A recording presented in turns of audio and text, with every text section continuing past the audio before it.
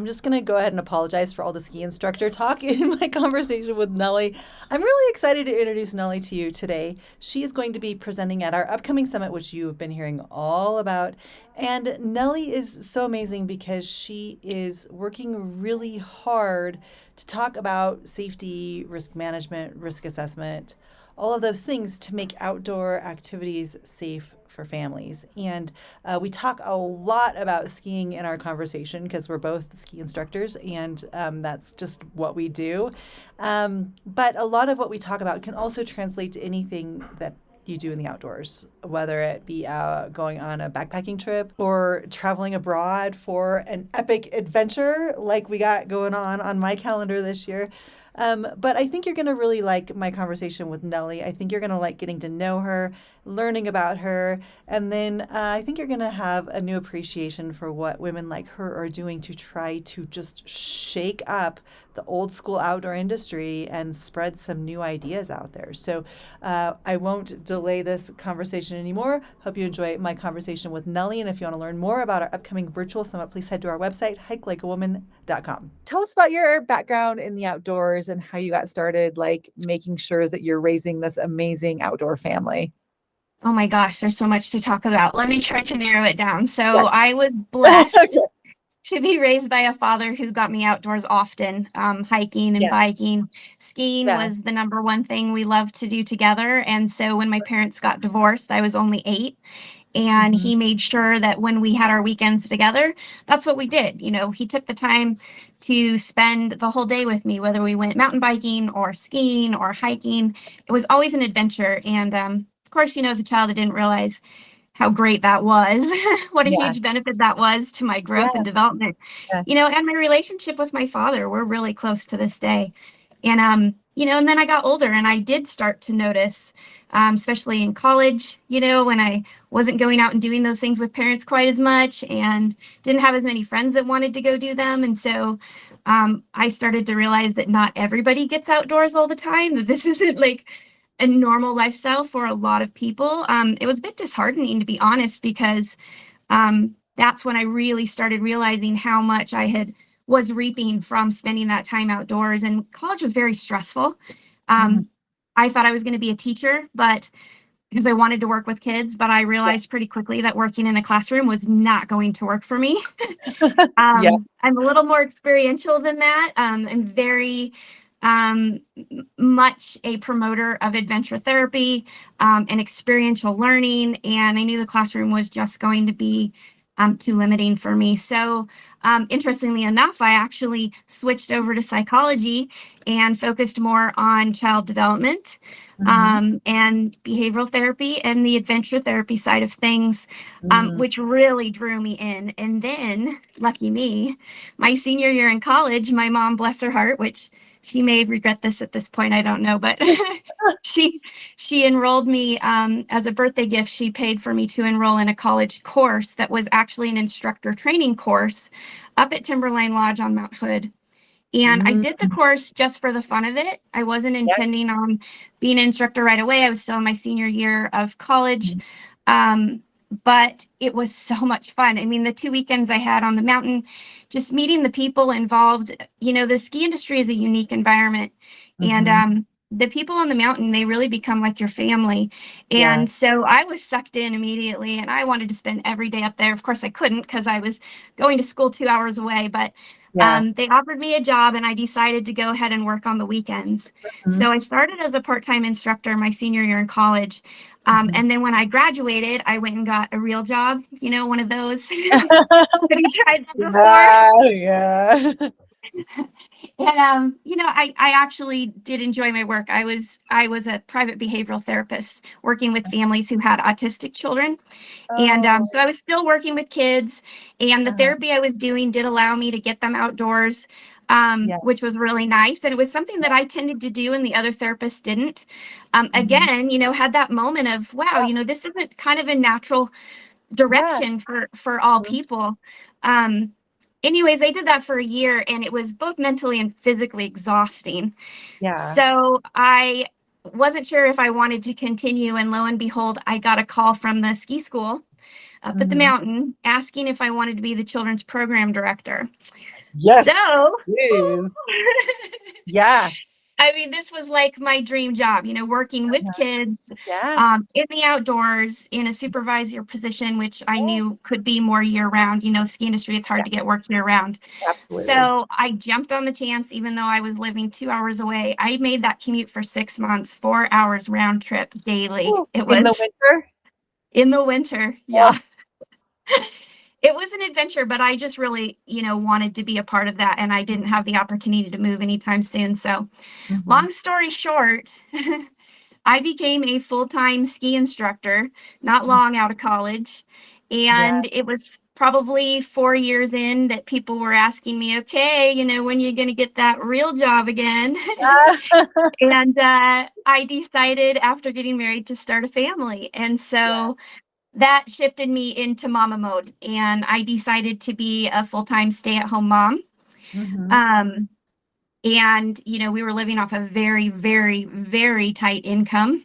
Mhm. And so we had to make a lot of sacrifices, and I wasn't sure we'd be able to keep skiing, but I knew from my experience growing up that I really wanted to raise a ski Yeah. family, Yeah. Yeah. and I was going to do whatever it took. So we moved up to the mountain, which was great. Yeah. And I started working part-time because Timberline has a great program. I only had to teach 18 days out of the entire season. Yeah, Wow. and my whole family got season passes. So that was Whoa. a huge benefit Yeah. as a part-time instructor. Yeah, so I kept that going for years through, Mhm. well, let's see, 3 pregnancies. Yeah, because I worked through all 3 of them. I did take one winter off with a newborn. He was born December 3rd, so I thought I should kind of Oh, chill out that yeah. winter. Yeah. And That it was turns wise. out it was not good snowfall, so I didn't miss out. Yeah. What a great, right? Like the universe I'm was like, like, "Hey, let's give you a baby and a universe was bad like, snow oh, year." yeah. It's like, thank you. But other than that, I have been hauling those kids and my family up to the mountain for years now. Now they're not little anymore. Yeah. They're 15, 19, and 21. So my little rippers, Wow. yeah, I can't believe it. It's weird. My little rippers have grown into big rippers. So now, I'm looking back and I have over 23 years experience as a ski instructor, Yeah. specializing in working with children and families together. Mhm. I love getting parents out on the hill and teaching them Yeah. to teach their own kids because I really Mhm. do believe, as much as I love teaching, kids want to spend the weekends with their parents. And it's such a bonding experience that I decided I really wanted to support those mamas like me. And now dads, you got lots of dads getting out now with their kids. I decided I wanted to take all the knowledge I had gained over these last 23 years, both working as an instructor and Mhm. raising my own 3 skiers and snowboarders, and see Mhm. what I could do to take that information and put it out there online. Initially, I thought Mhm. I would be helping parents teach their kids beginner skills, but it's Uh-huh. been 6 years now, sorry, 7 years since I launched this. And I've Uh-huh. really taken a lot of time to get to know what it is that parents are really looking for. I've done a few surveys, I communicate with my audience a lot. And what I've Yeah. found is that when I talk about skills, people are interested, but mostly when I talk about risk management, the conversation spikes. Everybody Yeah. has said to me at some point, not enough people are talking about this. Can Yeah. we talk about it more? And then I Mhm. kind of had a revelation, to be honest. Um, if I think about the many years I've worked in the ski industry, Mhm. both as a employee and as a customer, Mhm. I can look at the entire situation and I realize that there's definitely a gap. There's a gap Mhm. between what we want people to know and them actually knowing it. And I think I Mhm. thought over the years that gap would be filled, but it just Mhm. hasn't. And so that's my goal now, is to fill that gap, starting with families, because I do believe that we're raising up the next generation. And if we can instill risk management habits at those younger Mhm. years, then it's like wearing a seatbelt or looking both ways across the street. You don't think twice about it. It's just habit as an Yeah. adult. So that's where I'm at. I'm taking all the risk management goodies and Uh-huh. I'm bringing them to light. Yeah. Yeah. I want to unpack a few things, Nelly. This is amazing. Yes. Thank you for Good. sharing your extensive background in the Yes, that ski was a industry. lot. So I grew up in a ski town. I'm a skier, former competitive biathlete and Nordic skier, but of course I downhill ski too, because why not? Right. And Yes. and I'm a PSIA certified Nordic instructor. So I teach a lot of cross country ski lessons. And I love the structure of like USSA coaching certification and PSIA coaching certification. But I will say that there is a huge gap just in the ski instructor curriculum surrounding risk assessment and risk management. So if we're not even teaching professional ski instructors how to assess, manage, and mitigate risk, how is the average parent even supposed to know about that? I would agree with that 100%. And that's interesting because one of the things originally I thought about potentially working with the ski schools, because I can tell you how many times I've been on a lesson and perhaps I spent 2 hours with a 9-year-old. And then and we've been able to actually manage getting on the chairlift. So they've taken their first run on beginner hill. And then mom comes to pick them up.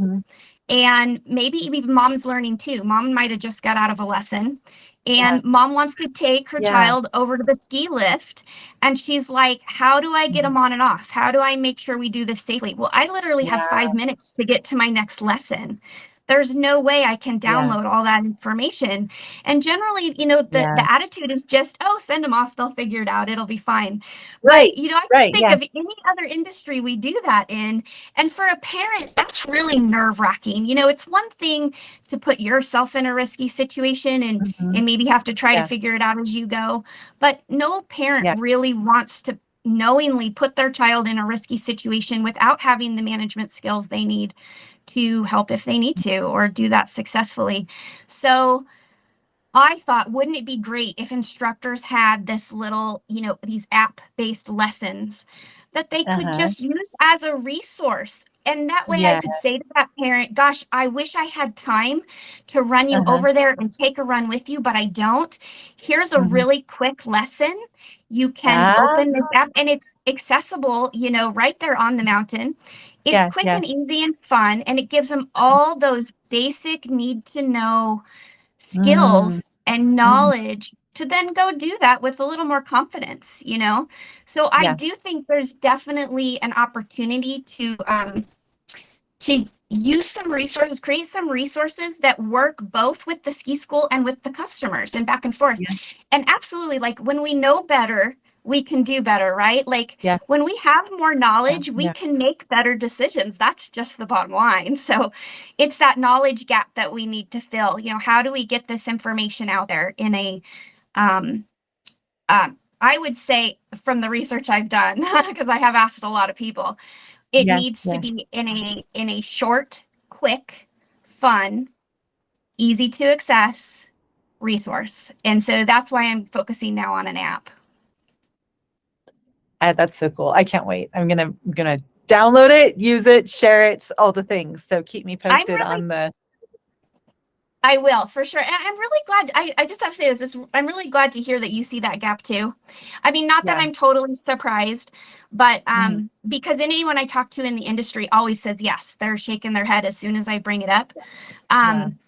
But to be honest, I haven't really talked to a lot of instructors.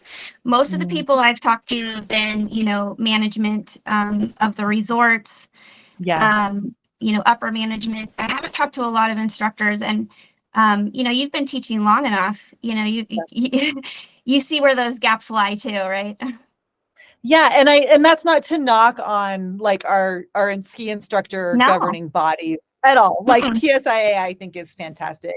USSA coaching license, like I think it's really, at least from the Nordic side, that's where I have all my training and education and expertise. But I just don't think the risk management starts with navigating the icy parking lot. Like sometimes that is the most dangerous part of any lesson I teach is like getting across the parking lot. But it's just it's things we think about as ski instructors because we don't want our students to be injured or have a negative experience, but it's not something that is like trained curriculum. Well, I think I'm finding two things. One is that because I totally agree. I love, all the systems we have currently in place have created a really Mhm. wonderful program. I mean, we've got Yeah. Yeah. ski instructors all over the country that are all working together, with a common goal. Mhm. But what I found is the turnover is so high, and you probably maybe see that Yeah. in your section too. The turnover is so Mhm. high that it's really hard to have consistency in training and curriculum. And it's a Mm. turnover Yeah. not just amongst instructors, but also amongst management. I mean, you can have a new ski school director every 3 years. That's not uncommon. Mhm. And so Yeah. that Yeah. consistency, I think, gets tricky. And so I'd actually love to work with PSIA to create something that could be promoted more across the board, And that's Yeah. really my Yeah. goal here is can we find something that's universal enough that when a family Mhm. goes to one resort and they see Mm. ride family risk management, they know what that is Yeah. because they have that at that resort too. The resorts Yeah. could really benefit. I like Yeah. the idea of Yeah. getting the insurers on board. Oh I'm my like, come on, gosh. Yeah. insurance companies. Like, I can Uh, imagine a world in which the insurance companies support resorts who promote risk management resources for their customers. Because really it's just that's a gonna, right? Yeah, that's amazing. That's a whole different like that. That's I just sold my ski shop. I owned a ski shop. I just sold it last month, and oh man, don't even get me started on insurance companies. Oh, crazy. so But you can yeah, be like, I would have yeah, loved it if they because we taught lessons through our ski shop. So I would have loved oh, it if my insurance company would have been like, okay, you have this and this and this and this. You're gonna get a discount on your yes. policy. I would have been like, thank you. You just saved me $500,000. Right. Yeah. Like insurance is not cheap and it Yeah, can actually no. put a lot of businesses under. A Mm-hmm. lot of programs can't afford it, but I know the resorts, like they'll take, any sort of discount. I mean, my goodness, on Yeah. insurance, are you kidding me? Some sort of Oh, incentivization to actually make it a little more affordable, and it really only benefits everyone in the long run. I believe that the more knowledge is out there, the safer the slopes are going to be for everybody. yeah. Yeah. So you're focused on skiing, which is Yeah. great. We love skiing. We should have a sister site that's ski like a woman. But Right. how does the risk management that you're talking about and that you're prepared, like how does this incorporate just not into skiing? So I think risk management is like a daily thing. Right. But how does it have other applications for other outdoor activities as well? Well, when it comes to risk management, some of the stuff is pretty broad, like spatial Mhm. awareness. That's something Yeah. we want kids to be aware of their environment, Yeah. aware of where they are in that space. So, that's Mhm. a great risk management skill, excuse me, for taking kids hiking too, right? Like Yeah. spatial awareness around the Yeah. cliffs and stuff like Yeah. that, and where they are on the trail. And Yeah. um, so I definitely think that risk management as a whole, it carries through all of the outdoor recreation that we do. Mhm. Um, I've found that, as far as skiing goes, I feel like there's a lot of little things that come up within Mhm. skiing as a recreation, seem to be more Yeah. abundant than in other activities. And I'm not sure why that is. I wouldn't necessarily Mm. say it's a riskier environment than maybe going mountain biking Yeah. or hiking, but there's a lot of other Yeah. variables that come into play, like the simple fact that a lot of people don't know that the bar that comes down on the chair is for comfort and not for safety. That's a variable that Yeah. it seems like a Yeah. simple piece of information, but a lot of people don't know that. They think it's a safety bar. They call it a safety bar, but Yeah. it's not designed to keep Yeah. them safe. It's designed to keep them comfortable. So we've got all these other variables, Yeah. these big machines and, even being out Yeah. on the hill, like where we are, we have to deal with the snowmaking machines. Like there's rules Yeah. about how far to stay away from those. Mhm. Versus like when you're paddleboarding and you're out on the lake, there is still risk management, right? But the risks Yeah. don't Yeah. there's not as many variables. They don't come with so many pieces. So I kind of feel like skiing's Hmm. kind of like ballet, it's like the foundation. Like if you got good risk management skills on the ski hill, then those are going to carry out into all these other outdoor Yeah. recreation activities, right? I do hope to eventually extend this beyond just skiing and snowboarding. And personally, Hmm. I think we're kind of lacking in the area of mountain biking also, especially now that so many people mountain bike at the Absolutely. resorts. So I Hmm. can see potential, to bring on some other mamas who have some experience in some of these other coaching areas. I Yeah, yeah. guarantee they've got risk management skills and ideas that I've probably never even heard of myself. Hmm. Yeah, with skiing, I'm visualizing the runs that my family is going to take tomorrow on the mountain, and Yeah. I'm like high speed. There's the lift, the post that you can run into. There's ever changing snow conditions, visibility conditions, other people Right. on the mountain, people Yeah. going at different speeds, people Did you just get new standing skis around. this year? Are they longer than last year and you're not quite sure how to make them turn?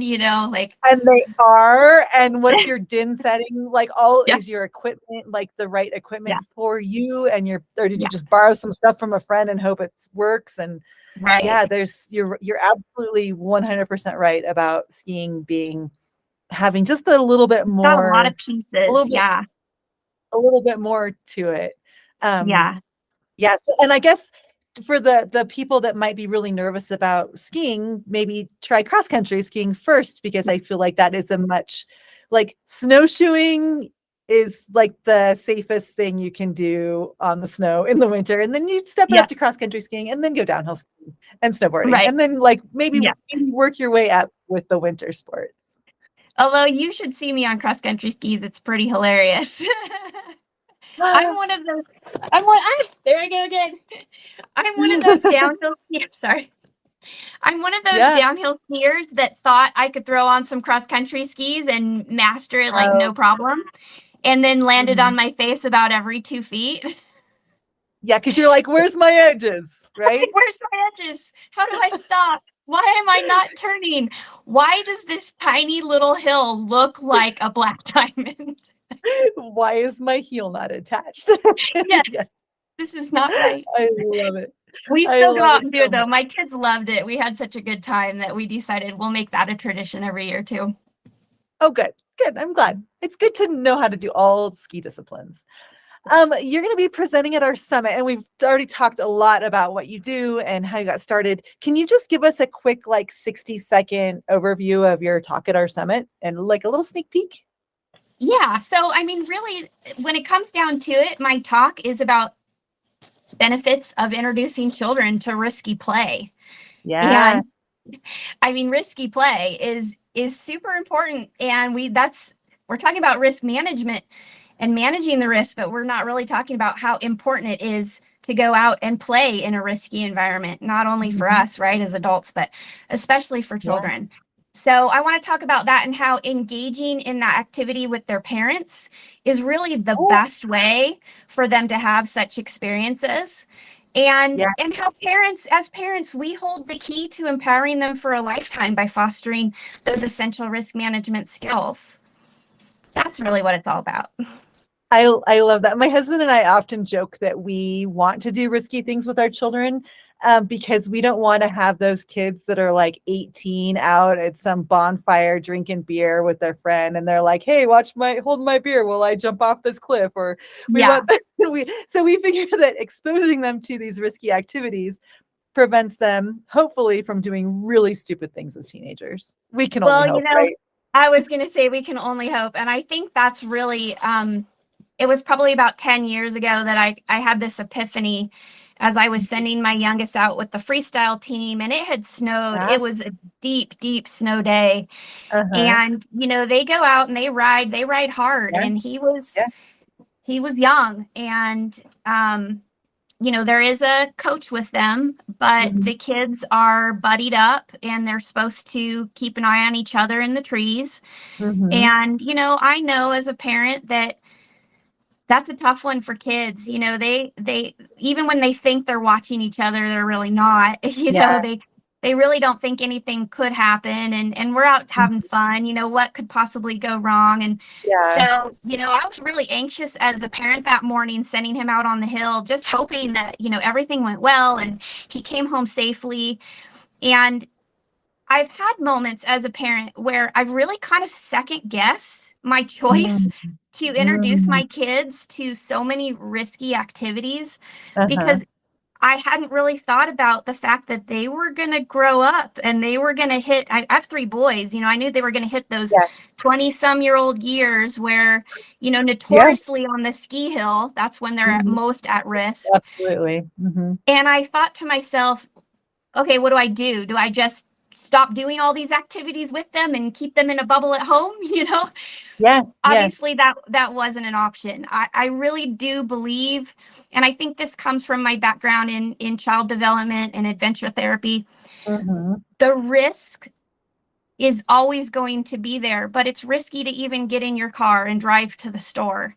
And so what do we do with that, right? Like, all we can do, the best we can do, is learn to mitigate those risks. And so instead of removing us from the environment, my goal became to empower them with all the risk management knowledge I could possibly instill in them, so Hmm. that hopefully by the time they get to those Yeah.